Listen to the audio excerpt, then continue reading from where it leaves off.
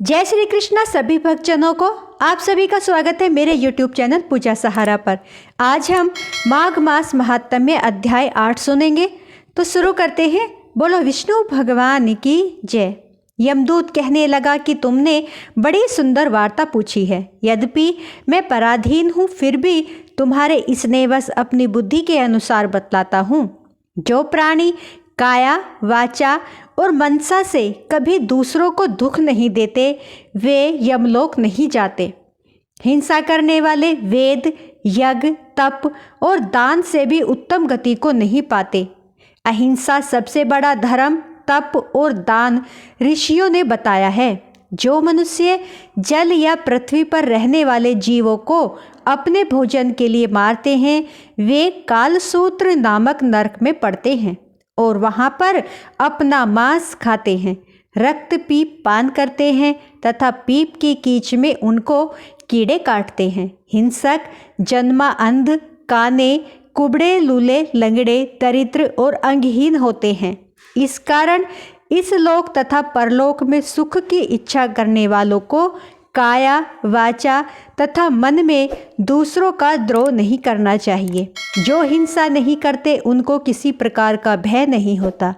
जिस तरह सीधी और टेढ़ी दोनों प्रकार की बहने वाली नदियाँ समुद्र में मिल जाती हैं, वैसे ही सब धर्म अहिंसा में प्रवेश कर जाते हैं।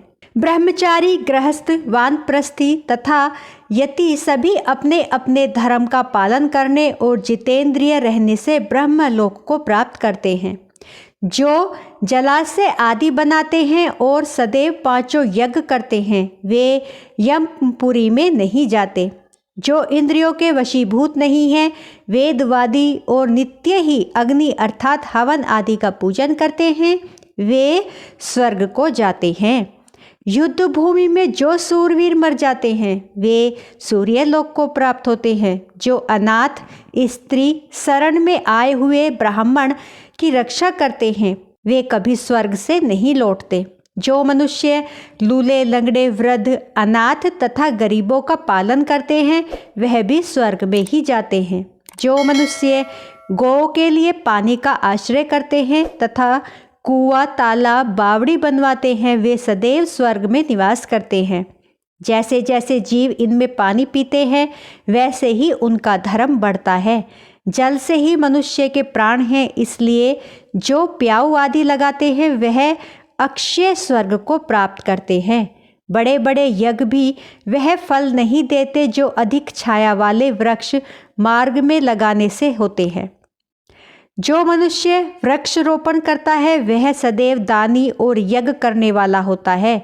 जो अच्छे फल और अच्छी छाया वाले मार्ग के वृक्षों को काटता है, वह नरकगामी होता है। तुलसी का पौधा लगाने वाला सब पापों से छूट जाता है।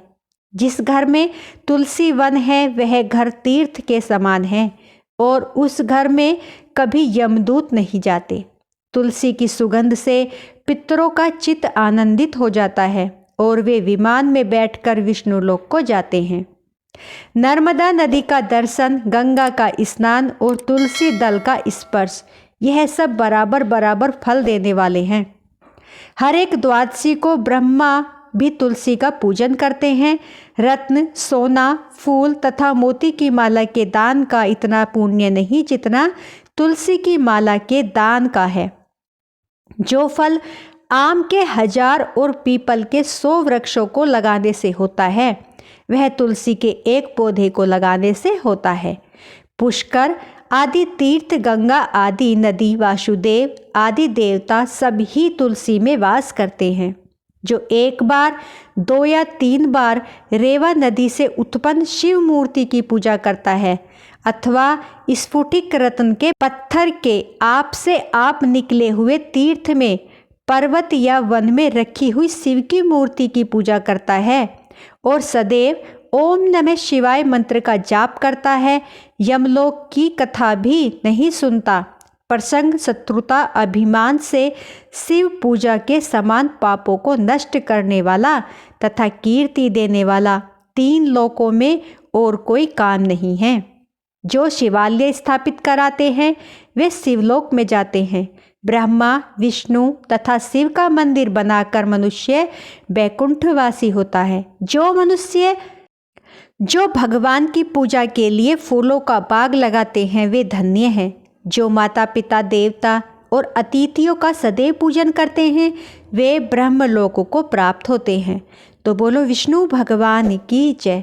तो भक्तों, आज हमारा 8वां अध्याय यहीं पर समाप्त होता है। मेरी वीडियो और महात्म्य आपको पसंद आया हो तो प्लीज़ लाइक, सब्सक्राइब, शेयर जरूर करें। बोलो जय श्री कृष्णा।